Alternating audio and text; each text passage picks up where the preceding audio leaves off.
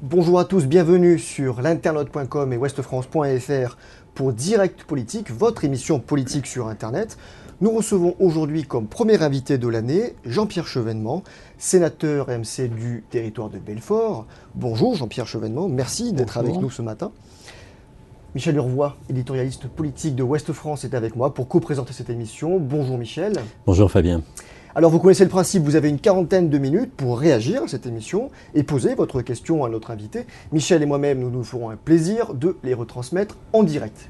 Alors, Jean-Pierre Chevènement, vous publiez un ouvrage, vous avez déjà publié en fait depuis le mois d'octobre, un bel ouvrage, 1914-2014, l'Europe sortie de l'histoire, point d'interrogation, chez Fayard.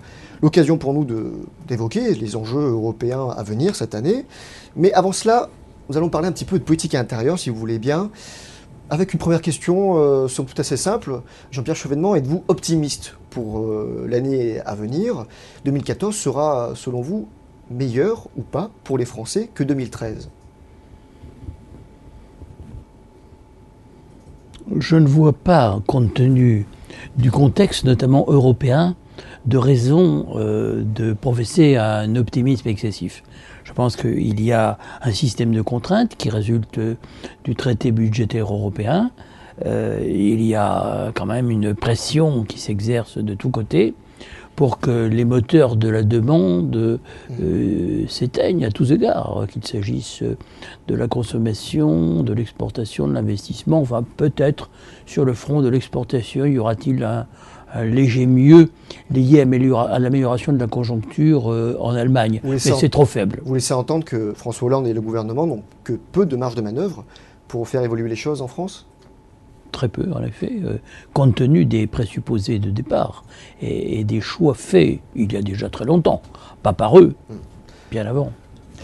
Dans le premier temps du quinquennat, François Hollande a mis l'accent sur les impôts. Lors de ses vœux, qui n'ont pas été très appréciés par les Français, il a plutôt mis l'accent sur la réduction de la dépense publique. Est-ce qu'il a raison de mener cette politique de rigueur, ou est-ce que c'est encore une fois la contrainte européenne à laquelle il obéit? La réduction des déficits, elle est souhaitable. Dans quelle proportion, à quel rythme, cela s'apprécie. Deux manières de réduire les déficits, la baisse des impôts, et certains ajoutent la baisse des charges, et puis d'autre part, la baisse de la dépense publique. À ce moment-là, il faut dire où seront les coupes? Quels sont les budgets qui seront touchés? Et le cas échéant, si par exemple on parle de la politique familiale, par quoi va-t-on remplacer les cotisations assises sur les salaires qui financent les allocations familiales? Vous craignez que François Hollande touche à la politique familiale française? Il faut bien toucher à quelque chose, mais ouais. je le crains en effet, parce que je pense que cette politique est une belle réussite, une des plus marquantes, là où effectivement les résultats sont évidents. Nous avons une bonne démographie, et cela depuis déjà longtemps, et il ne faudrait pas casser ce qui marche. Parce que dans le fond, est-ce que toucher à l'austérité, c'est pas un tabou qui est de plus en plus difficile à toucher? On a l'impression qu'en Europe, difficile est d'admettre qu'on puisse faire une autre politique d'austérité. Vous évoquez dans votre ouvrage d'ailleurs la politique du Japon, qui elle a fait le choix de plutôt s'endetter pour relancer la croissance au détriment de sa dette. Est-ce que vous pensez que la France devrait s'inspirer de ce genre de modèle? Sur un point, oui. C'est-à-dire que la dette du Japon est souscrite par les Japonais.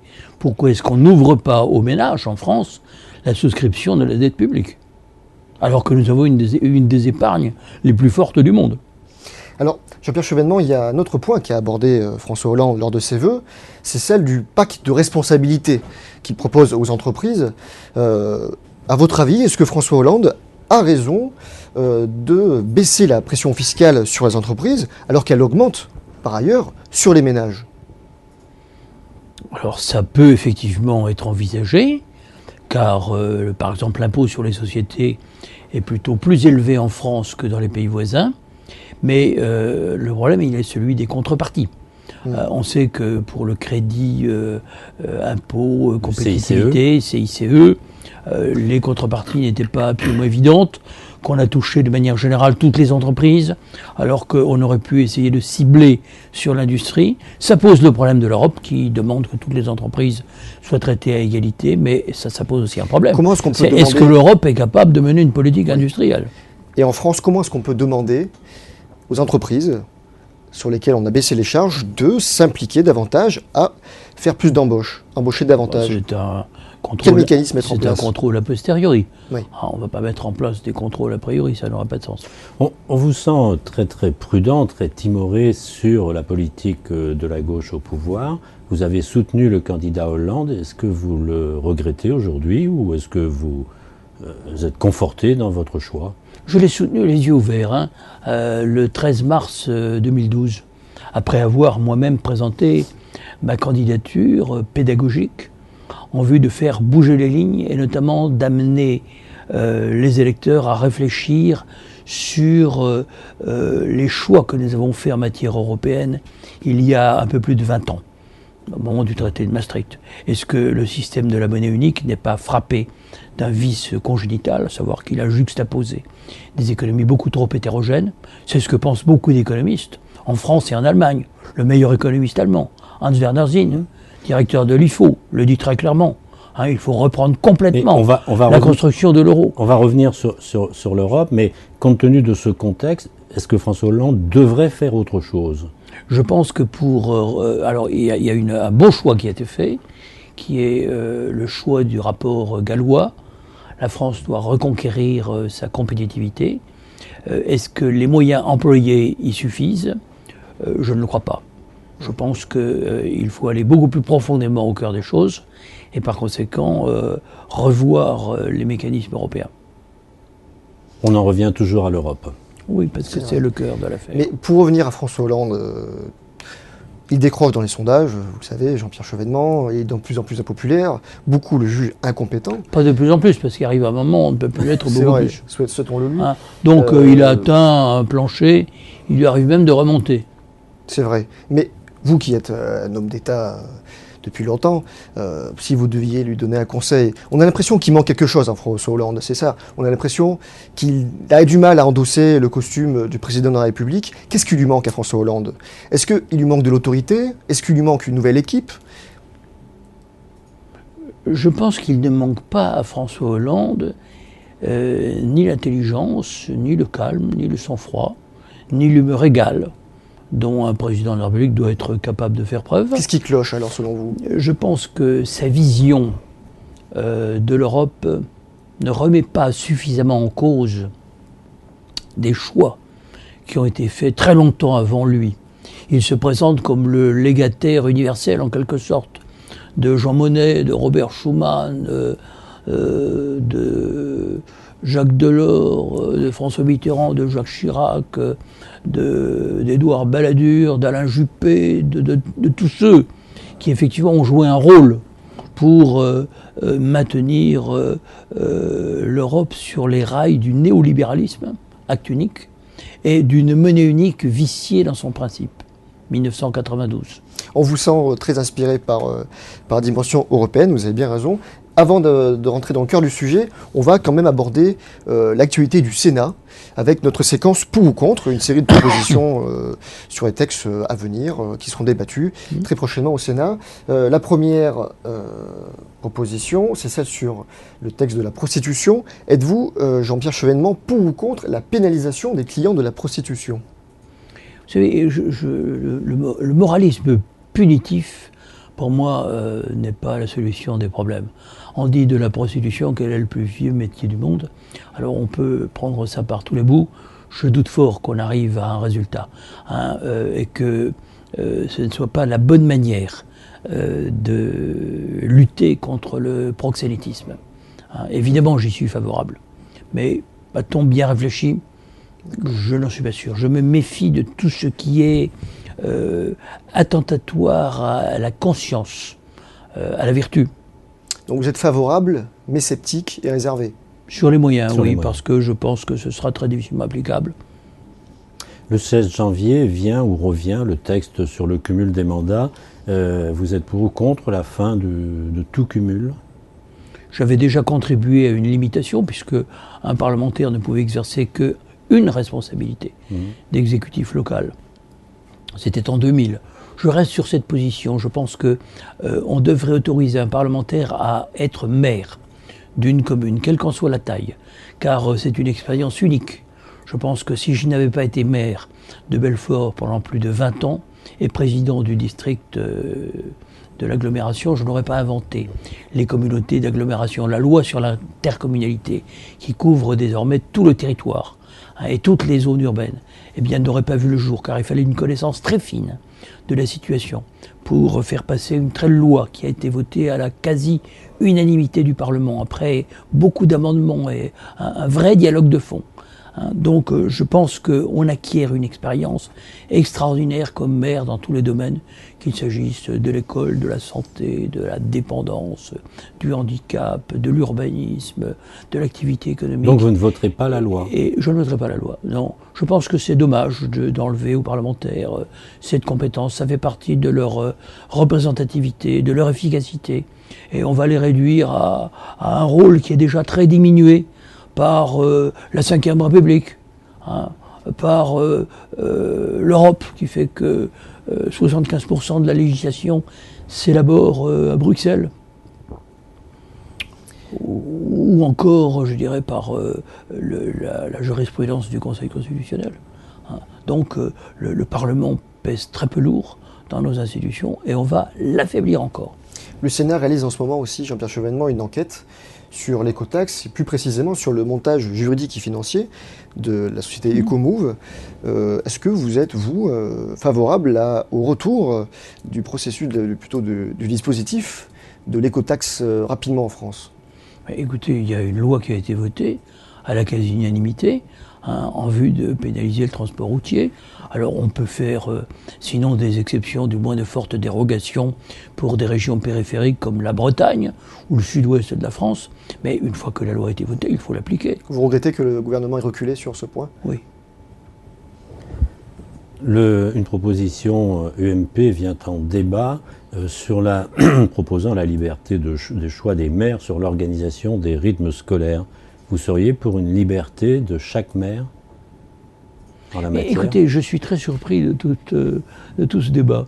Le retour à la semaine de 9 demi-journées me paraissait le bon sens. Ça existait avant. Et qui était réclamé par tout le monde. Ça existait avant, et pourquoi on ne pourrait pas y revenir aujourd'hui ? Le problème, c'est qu'on veut substituer aux enseignements fondamentaux, le français, le calcul, on veut substituer des activités d'éveil, d'épanouissement, etc., qui coûtent cher à organiser, etc. Donc, à mon avis, il y a eu une erreur de conception. Il faut renforcer dans l'école les apprentissages fondamentaux. D'accord, donc apprenons à écrire, à compter, à lire. Absolument, ne multiplions pas l'initiative dispersée pour introduire des activités de danse, de débat, enfin j'ai rien contre la danse, de chant, j'ai rien contre le chant, enfin c'est pas l'urgence. Tout ça n'est pas la priorité dans de l'école. L'éducation française. Bien évidemment, et on voit les résultats avec le système d'enquête PISA de l'OCDE qui montre que la France ne cesse de régresser. D'ailleurs, les enquêtes internes du ministère de l'Éducation nationale montrent le déclin entre 1987. Je cessais alors d'être ministre de l'Éducation nationale. Et aujourd'hui, je peux vous dire que c'est absolument surprenant. Le style, l'orthographe, la syntaxe, tout ça. On le voit sur Internet. Alors, il faudrait revenir à des choses simples. Par exemple, la méthode syllabique qui a fait ses preuves. Vous pensez que Vincent Peillon est un peu dépassé par toutes ces questions ? Non, François Peillon. Vincent Peillon n'est pas dépassé. Il a beaucoup de bonnes idées. C'est un des hommes les mieux construits et qui a le plus de réflexion sur ces sujets. Mais il faut qu'il puisse agir, trancher et qu'on ne l'en empêche pas. Autre texte qui vient au Sénat prochainement, un texte qui vise à renforcer les sanctions prévues en cas d'occupation illicite de terrain par les gens du voyage. Êtes-vous pour ou contre ceci ? Je n'ai pas vu ce texte. Je ne sais pas ce qu'elles sont déjà. doublement des sanctions en cas d'installation illicite par les gens du voyage sur les terrains prévus par les communes. Est-ce que vous pensez que c'est une priorité actuellement? Est-ce qu'il faut s'emparer de cette thématique? Ce n'est pas la grande priorité du moment. Hein. C'est de vouloir toujours orienter sur des sujets qui sont quand même relativement périphériques, l'attention de nos concitoyens. Mais peut-être faut-il, je ne sais pas ce qu'elles sont, peut-être faut-il les doubler, j'en sais rien, peut-être. Hein. En tout cas, en tant que maire de Belfort, j'ai construit, et président de la communauté d'agglomération, j'ai construit les 3 aires de stationnement pour les gens du voyage qui m'étaient imposées par la loi. Si toutes les communes avaient fait cela, ce serait déjà très bien. Le problème ne se poserait pas. Insistons aussi sur l'application de la loi par les communes. Pour terminer, peut-être, sur le Sénat, est-ce que vous serez candidat aux prochaines sénatoriales? J'ai mon idée, je l'annoncerai au mois de juin. Comme d'habitude. Mais vous êtes déjà décidé? Mais je suis déjà décidé, oui, j'ai déjà mon idée. Mais je vous la livrerai au mois de juin. Très bien, c'est entendu. On va passer au chapitre consacré à l'Europe, Jean-Pierre Chevènement. Alors vous savez que les élections européennes approchent au mois de mai, à grands pas. On vous c'est dur avec les institutions européennes depuis longtemps, hein, avec l'orientation de l'Union européenne depuis le traité de Maastricht et puis encore un peu avant. On vous c'est aussi très dur avec le Parlement européen, que vous avez considéré comme un Parlement fantôme. Alors finalement, Jean-Pierre Chevènement, faut-il aller voter au mois de mai pour ces élections européennes? Bien, tout va dépendre de l'offre. Mais je pense que l'Europe est un sujet sur lequel on doit réfléchir. Ça a été l'objet de ce livre, qui est une sorte d'archéologie historique de l'Europe qu'on nous a faite. Je montre que cette Europe s'est faite en dehors des nations, voire même contre elles, selon la méthode Monnet, qui fait que au cœur du système, on met une haute autorité devenue Commission européenne qui a le monopole de la proposition réglementaire et législative. Et puis les gouvernements sont conduits à acquiescer, à freiner, mais ils ne sont plus au centre du jeu. Donc on a vraiment repoussé les nations à la périphérie, et cela en vertu d'une dévalorisation qu'elles ne méritaient pas. On les a rendus responsables de la Première Guerre mondiale. Or, l'analyse historique que je fais montre que ce n'est pas du tout le nationalisme qui a été le responsable, et à plus forte raison les nations, hein, qui sont le cadre de la démocratie, qui ont été les responsables de l'embrasement de 1914. Ce sont les décisions d'un petit cénacle d'élite dirigeante à la tête du Second Reich allemand. C'est des gens qui ont lancé une guerre préventive sous prétexte qu'ils étaient menacés par la Russie, qu'ils se sentaient menacés par la Russie. Ils ont envahi la France en passant par la Belgique, tout en souhaitant la neutralité de la Grande-Bretagne, qui était garante de la neutralité de la Belgique. Alors je montre que cette guerre était totalement inopportune, du point de vue même des intérêts de l'Allemagne, qui était le pays dont la croissance était la plus rapide, et que, en fait, au fond, de cette première mondialisation sous égide britannique, il y a une formidable modification dans la hiérarchie des puissances. L'Allemagne monte très vite. Elle triple sa production quand l'Angleterre double la sienne, quand la France augmente la sienne d'un tiers. Il y a donc un décrochage français. Donc vous parlez d'un vice fondamental dans la construction de il l'Union y a européenne. une situation qui fait qu'au fond, l'Allemagne n'avait besoin que d'attendre. Et elle a pris les devants dans des conditions totalement aberrantes, bien décrites d'ailleurs pas seulement par moi-même, mais par Kissinger dans son livre « Diplomatie ». Je vous renvoie aux 2 chapitres qu'il a consacrés à cette question. Mais est-ce que, précisément, pour ceux qui n'ont pas lu votre livre, est-ce que vous considérez que les conditions sont aujourd'hui comparables à celles que vous analysez, et est-ce que le risque d'un conflit majeur lié à ces conditions existe aujourd'hui? Bien évidemment, la deuxième mondialisation sous égide américaine a produit des résultats que les Américains n'envisageaient pas du tout, c'est-à-dire la montée fulgurante des émergents, et en particulier de la Chine, dont le PNB va rattraper celui des États-Unis avant 2020. Donc c'est une modification complète dans la hiérarchie des puissances à laquelle nous assistons à nouveau aujourd'hui. Et vous regardez tous les pays d'Asie, leur premier client, leur premier fournisseur, c'est la Chine. Même l'Allemagne, son premier fournisseur, ce n'est plus la France, désormais, c'est la Chine. Donc la montée de la Chine amène les États-Unis à mettre au point une stratégie de relatif isolement de la Chine. C'est l'engagement de 2 négociations commerciales, le partenariat transpacifique et le partenariat transatlantique. Hein, tout ça pour isoler la Chine. Et puis d'autre part, militairement, nous avons assisté au pivotement de la flotte américaine de l'Atlantique vers le Pacifique en 2011. Alors, ça ne veut pas dire que nous sommes dans la situation où l'Allemagne était, je dirais, une quinzaine d'années avant la Première Guerre mondiale. Je pense que Deng Xiaoping a donné aux dirigeants chinois des conseils de prudence qu'ils seront assez avisés pour suivre. Et puis la Chine ne fait que retrouver la place éminente qui était la sienne au début du XIXe siècle. Est-ce que le décrochage européen dans le concert mondial ne devrait pas ou n'incite pas justement les Européens à se serrer les coudes? Est-ce que ce ne serait pas ça l'Europe? Certainement, l'Europe devrait voir. Et pourquoi ça ne se fait pas? Alors pourquoi ça ne se fait pas? Alors on dit toujours il y a les deux guerres mondiales. Certes, mais c'est loin. Il y a 70 ans que la Deuxième Guerre mondiale est terminée. Nous aurions pu remonter la pente. Et c'était l'idée du général de Gaulle, après la reconstruction, après les 30 Glorieuses, faire une Europe européenne, avec les 6 à l'époque. L'Allemagne n'en a pas voulu parce qu'elle était divisée, elle avait besoin des États-Unis. Et le traité de l'Élysée, vous le savez très bien, a été surmonté d'un préambule voté par le Bundestag à l'époque, qui donnait la priorité à l'Alliance nord-atlantique. La raison était simple. C'est que l'Allemagne comptait plus sur les États-Unis pour se réunifier que sur la France. Mais aujourd'hui, les conditions sont tout à fait différentes.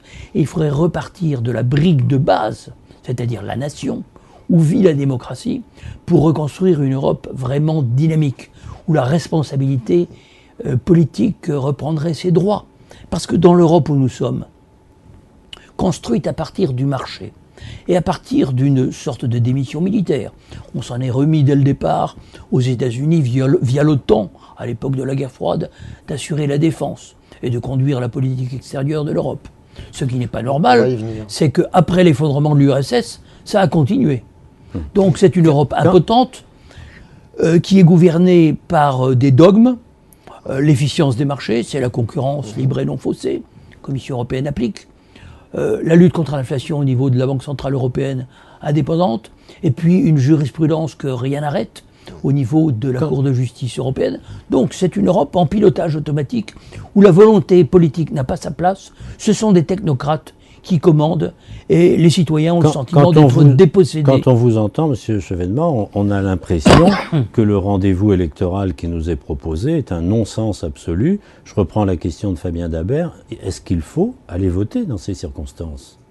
Moi, je suis toujours pour conseiller. Il faut toujours aller voter. Je suis toujours pour que les citoyens aillent voter, même si le Parlement européen, selon le tribunal constitutionnel de Karlsruhe, l'autorité suprême en matière constitutionnelle, en Allemagne et d'ailleurs en Europe, parce que finalement, aucune décision ne peut se prendre sans l'Allemagne, eh bien, a déclaré que le Parlement européen n'était pas un Parlement, mais simplement la juxtaposition de la représentation de 28 peuples. Absolument. Mais il faut aller voter pour qui et pourquoi? Parce qu'on a l'impression, même si les programmes ne sont pas présentés, et on sait bien que fondamentalement, il n'y a pas de différence énorme entre un centre droit et un centre gauche sur l'Europe. C'est vous qui le dites, hein. Donc, merci de m'avoir, je dirais, dispensé de l'obligation de le rappeler, parce que cela me fut imputé à crime. Mais c'est vrai qu'à partir du moment où on a accepté l'acte unique, c'est-à-dire toutes les dérégulations, et puis la monnaie unique avec toutes les contraintes qu'elle comporte, et que les Français peuvent mesurer, et dont ils voient les résultats, hein, eh bien, à partir de ce moment-là, on ne fait pas des politiques très différentes. Justement, Jean-Pierre Chevènement, c'est une question qui est intéressante, celle de l'euro. Il y a peu de gens qui analysent le mécanisme, en tout cas l'échec de la monnaie unique, en vos termes. Vous parlez d'une monnaie commune et non plus d'une monnaie unique pour l'Europe. Est-ce que vous pouvez nous expliquer de quoi il retourne? Je vais essayer d'expliquer ça de manière simple. L'euro juxtapose des nations dont l'économie est très hétérogène. Pas de rapport entre l'Allemagne et la Grèce. Donc l'euro est une mauvaise idée. Et même la France. Donc on a mis ensemble des pays tellement différents que si les initiateurs de Maastricht avaient pris soin de lire le théoricien des zones monétaires optimales, Robert Mundell, un Canadien, ils auraient tout de suite compris que le fonctionnement d'une telle zone monétaire allait conduire à l'accumulation des richesses à un pôle et à la désertification de l'autre, c'est-à-dire à la transformation des pays de l'Europe du Sud en un vaste mezzogiorno. Est-ce que la solution, c'est de sortir de l'euro? Alors moi, je ne m'exprime pas de cette manière. Je dis qu'il faut transformer l'euro Oui. de monnaie unique en monnaie commune, en restaurant des facultés d'ajustement monétaire entre les différentes économies pour leur permettre de reconquérir leur compétitivité autrement qu'à travers des plans d'ajustement interne extrêmement douloureux, comme on le voit en Espagne et en Grèce, où le chômage touche 27% de la population active, où les jeunes au chômage sont 50%. Donc il nous faut 1 euro français, 1 euro allemand, 1 euro italien, 1 euro... Et une monnaie commune réservée aux transactions internationales, Oui. une monnaie commune qui manifesterait la continuité du dessin européen, le fait que le cap de l'unité européenne serait maintenu, qu'on permettrait peut-être à des pays comme la Grande-Bretagne de réintégrer le système, et puis peut-être d'autres demain, de telle manière que nous ayons une grande Europe qui pèse dans les relations internationales dans un siècle qui sera dominé par la bipolarité entre la Chine et les États-Unis. Les critiques les plus dures et sans doute les plus fondamentales faites à l'Europe viennent souvent des extrêmes, à part vous. Est-ce qu'il n'y a pas le risque d'avoir un Parlement européen qui serait finalement dominé par des anti-européens? Ce serait un comble, non? Mais vous savez, il ne faut pas confondre les gens qui critiquent les modalités suivies avec les gens qui sont contre l'idée européenne. Moi, je ne suis pas contre l'idée européenne. Je suis pour... C'est ce qui vous distingue de... Je suis pour le resserrement des liens toujours plus étroits entre les nations européennes. Ça me paraît faire partie du bon sens. Dans un monde globalisé, il faut que nous apprenions à travailler ensemble. Mais je voudrais que l'Europe se concentre sur l'essentiel, c'est-à-dire la monnaie et l'activité économique, l'industrie, l'énergie, la défense, la politique extérieure, et pas sur la teneur du chocolat en cacao. Hein, il y a beaucoup de dispersion dans l'activité. L'Europe est un peu trop technocratique. Elle est ça. archi-technocratique, elle n'est que cela. Vous mesurez ce risque tout de même pour les prochaines élections, Alors, de la montée en puissance je veux quand même vous rappeler que, pour ma part, j'ai choisi de quitter le gouvernement quand on a accroché le franc à un marque surévalué. C'était en 1983. Le Pen s'est développé à Dreux à l'automne.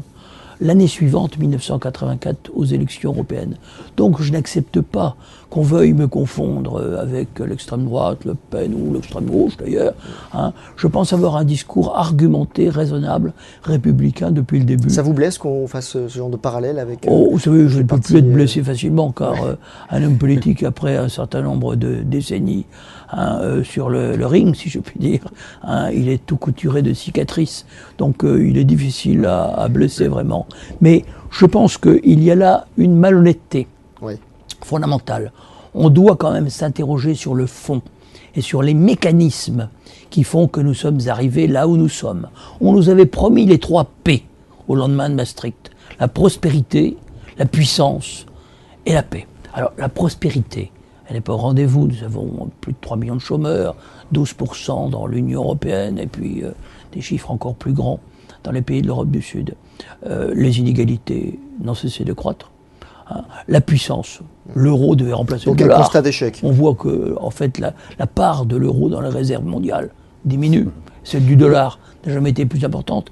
Et quant à la paix, sans évoquer la Yougoslavie, je vois aujourd'hui les remugles de guerre froide en Europe, avec l'affaire de l'Ukraine, qu'on aurait pu quand même traiter plus intelligemment. On va parler de la Russie en fin d'émission. Mettons donc de côté la Russie. Mais je dirais que avec une certaine conception fondée sur l'exportation de la démocratie ou des normes, des standards soi-disant démocratiques, on prend le chemin de créer de nouvelles tensions en Europe et je ne pense pas que ce soit souhaitable. Il y a une autre manière de faire.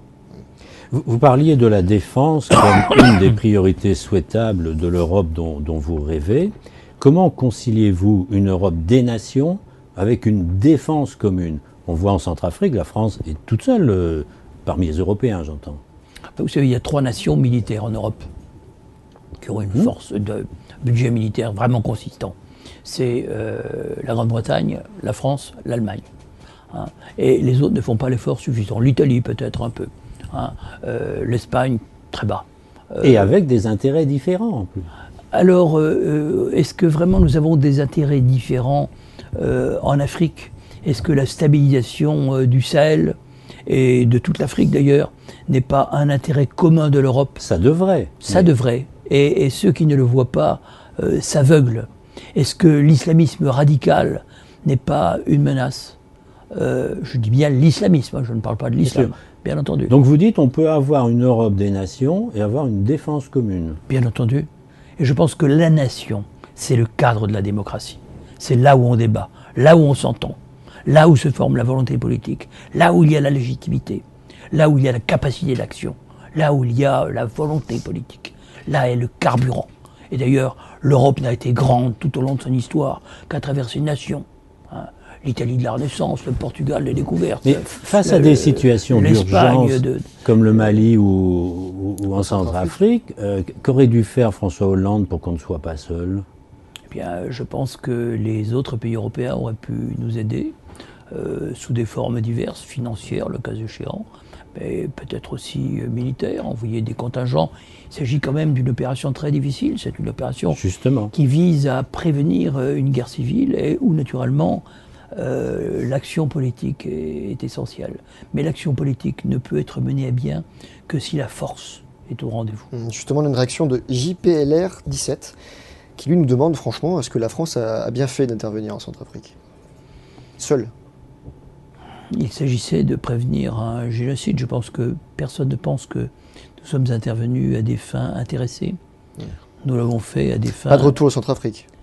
Comment? Pas de retour de la Centrafrique dans de la cette France-Afrique. De la France-Afrique. Ah, de la France-Afrique. Cette intervention, oui, vous savez, ce mot est connoté. Oui. Il avait été inventé à l'origine par Félix Houphouët-Boigny, et dans un sens positif.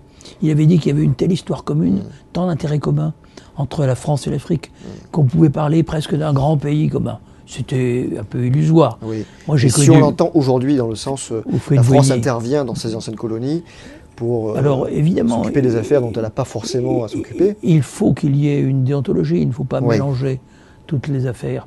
Mais l'histoire est ce qu'elle est. Et là, pour le meilleur et pour le pire, tisser des relations dont nous ne pouvons pas nous exonérer complètement. J'observe que quand même François Hollande a réuni un sommet tout à fait remarquable de chefs d'État et de gouvernements africains. À l'Élysée, il y avait 53 pays représentés, quasiment tous. C'était formidable. Ça montrait l'audience que la France, une nation, a en Afrique. Parce qu'on sait très bien que le but, c'est de faire en sorte que les Africains assument eux-mêmes leur propre sécurité.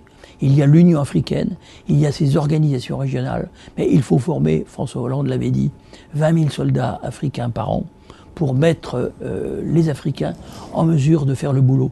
Et en attendant, eh bien, c'est nous qui, d'une certaine manière, veillons à éteindre les foyers d'incendie.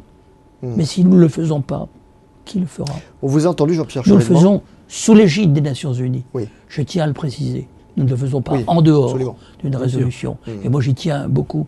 Parce que, naturellement, si on agit en dehors du cadre du Conseil de sécurité des Nations Unies, là, on a tout faux. On vous a entendu, Jean-Pierre Chevènement, parler de défense européenne, parler de monnaie, parler de l'économie européenne et du constat d'échec global que vous tirez des institutions européennes. Est-ce que la solution, c'est pas de changer un petit peu le fonctionnement du couple franco-allemand? Vous savez que François Hollande, quand il s'est fait élire, avait comme cheval de bataille de revenir un peu sur le traité budgétaire européen.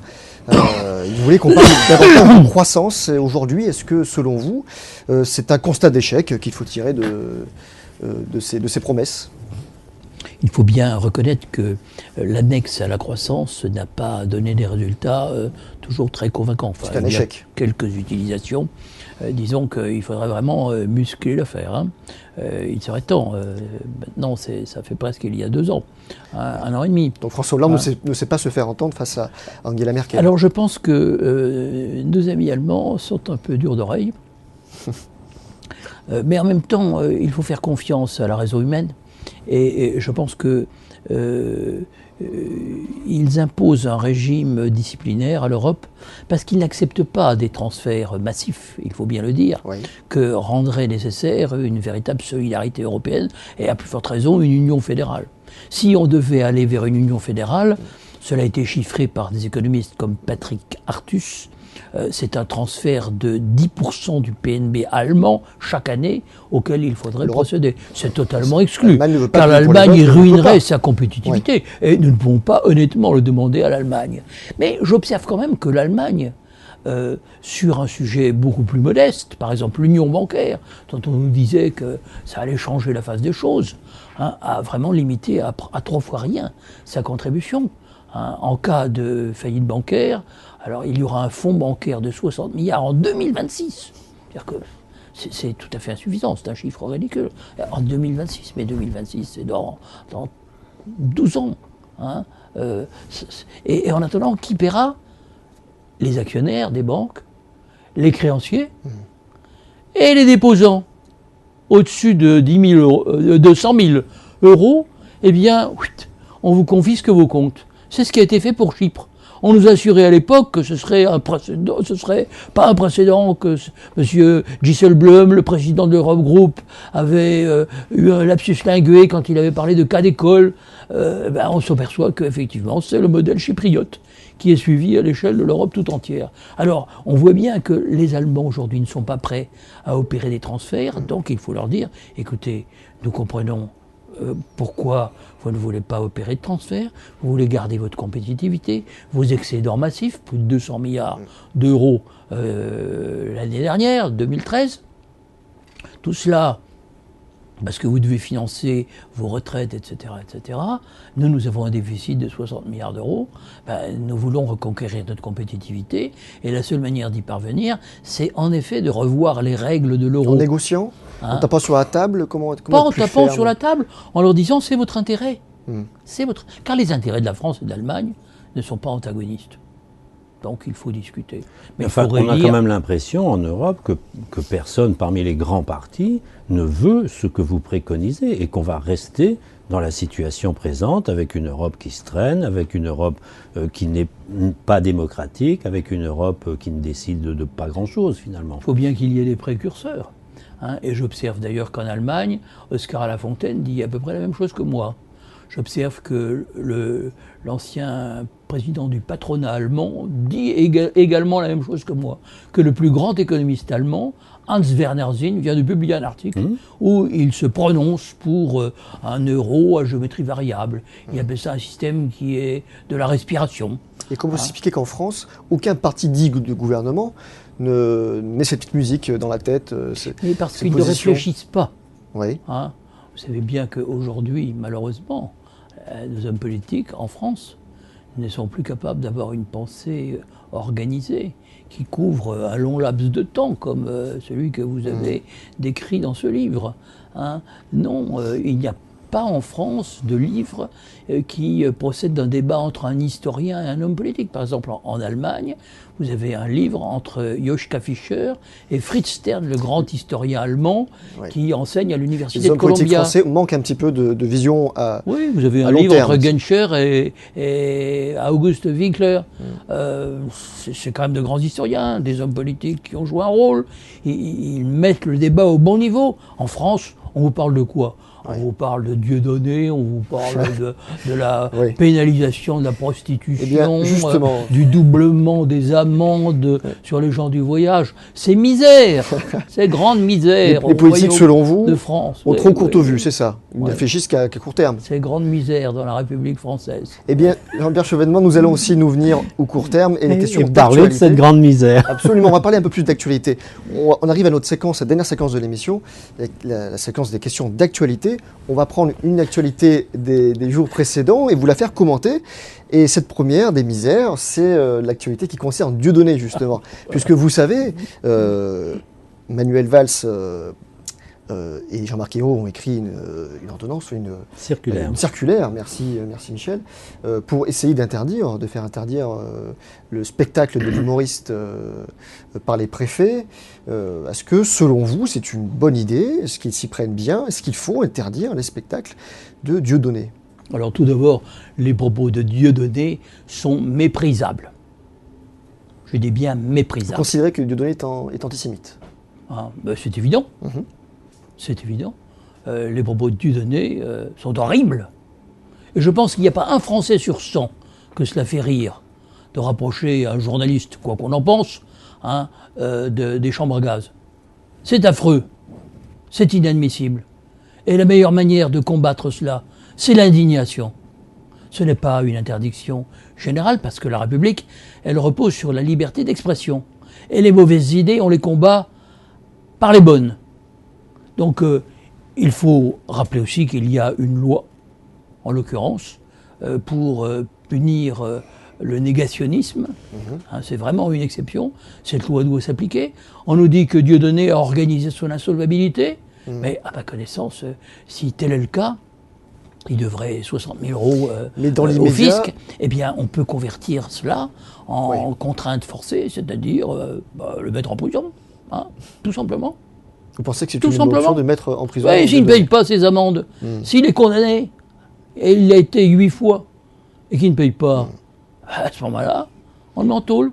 Est-ce que c'est révélateur de quelque chose, selon vous, ce débat autour de Dieudonné, ou révélateur de quelque chose dans l'opinion française? Oui, c'est révélateur d'un débat pervers qui fait l'affaire d'une certaine bien-pensance et du Front National. C'est-à-dire qu'on met au centre du débat Dieudonné, le racisme, l'antisémitisme, l'islam, l'islamisme, etc. Et puis on touille et on détourne l'attention des citoyens des vrais problèmes qui mériteraient une solution. C'est-à-dire que c'est un traitement idéologique du problème que la République française... Il s'agit plus d'écume que de fond. C'est ça, il s'agit plus d'écume que de fond. Oui, c'est une manière de mettre le débat...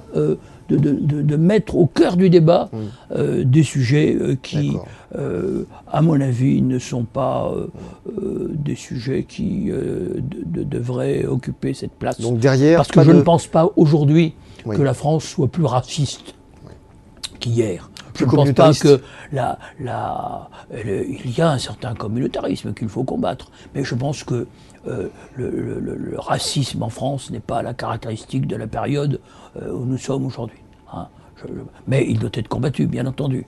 Il doit être combattu. La crise n'attise pas le rejet de l'autre? Bien sûr que si, mais alors il faut s'attaquer à la crise. À propos d'interdiction, la consommation de cannabis, ça c'était jeudi, est devenue légale dans l'État américain du Colorado. Qu'est-ce que ça vous inspire, ce genre de décision? Vous la verriez applicable en France? Je n'y ai jamais été favorable, parce qu'il y a des résines de cannabis qui sont l'équivalent des drogues dures. Et en autorisant l'abolition de la frontière entre le cannabis et les autres drogues, on encourage la drogue. Toutes les drogues. Je pense qu'il y a des effets d'affichage qui ne sont pas bons. Alors, voilà, il y a d'autres méthodes pour agir plus efficacement. Passons à l'actualité de vendredi. Jean-Pierre Chevènement, François Hollande préconise vendredi de faire avancer les dossiers parlementaires par décret ou par ordonnance. Est-ce que, selon vous, c'est une bonne façon de procéder? Est-ce que le Parlement ne va pas être passé sous silence, ne va pas subir un peu cette orientation dans le processus démocratique? Vous savez que traditionnellement, la gauche n'est pas favorable aux ordonnances. Même François Hollande ne l'était pas quand il n'était pas président de la République. Là, il dit que certains textes devraient passer par ordonnance. Oui. Il faut voir lesquels. Moi, je ne veux pas me prononcer. Il se précipite peut-être d'une manière trop générale, mais je suis quand même attaché à ce que le Parlement ait son mot à dire.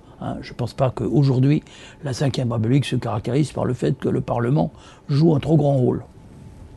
Donc vous êtes plutôt opposé à ce genre de... Je suis pour que les parlementaires aussi s'expriment avec force, véracité et traduisent l'état réel du pays. C'est en faisant marcher le Parlement qu'on peut aussi diminuer les tensions. Actualité toujours, accessoire ou essentiel. Samedi, un rapport est remis à Mme Taubira. Il préconise d'effectuer des procédures de divorce en se passant d'un juge. Est-ce que pour vous, c'est une bonne idée? Je n'ai jamais songé à divorcer, donc je ne peux pas vraiment donner un avis autorisé. Très bien, on passe à l'actualité de dimanche, la dernière actualité que l'on commentera dans cette émission. Khodorkovsky, vous savez, ce prisonnier dit politique en Russie, est arrivé dimanche en Suisse et il a déclaré qu'il allait se battre pour la libération d'autres prisonniers politiques dans son pays. Vous-même, vous êtes représentant spécial pour la Russie. au nom de la France. Est-ce que vous analysez le problème un peu comme lui? Est-ce que vous pensez qu'il y a de vrais et graves problèmes de droits de l'homme dans ce pays? Alors d'abord, je suis représentant spécial, mais c'est notamment dans le cadre de la diplomatie économique. Je ne me mêle pas de tout. S'agissant de M. Khodorkovsky, je vous rappelle quand même que cet oligarque avait fait main basse sur toutes les richesses de la Russie en matière d'hydrocarbures, et elles sont colossales. C'est le premier pays pour la production et les réserves de gaz, et c'est le premier pays ex-aequo pour les réserves de pétrole. C'était donc un enrichissement, on peut dire, sans cause, dans les années 90.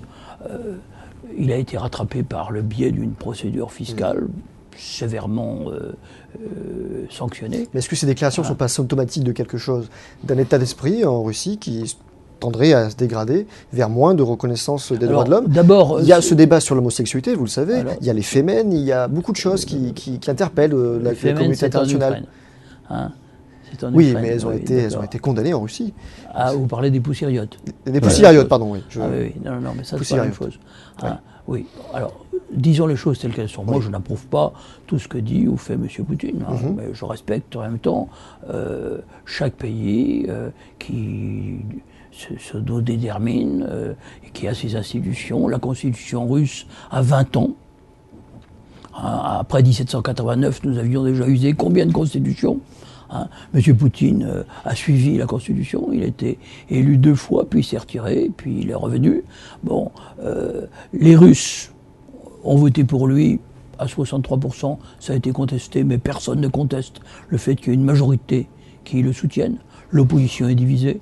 M. Navalny, principal opposant, qui avait 27% aux élections municipales à Moscou, si on devait le situer sur l'échiquier politique en France, serait probablement plus près de M. Le Pen que de M. Mélenchon, bien que son discours emprunte aux deux.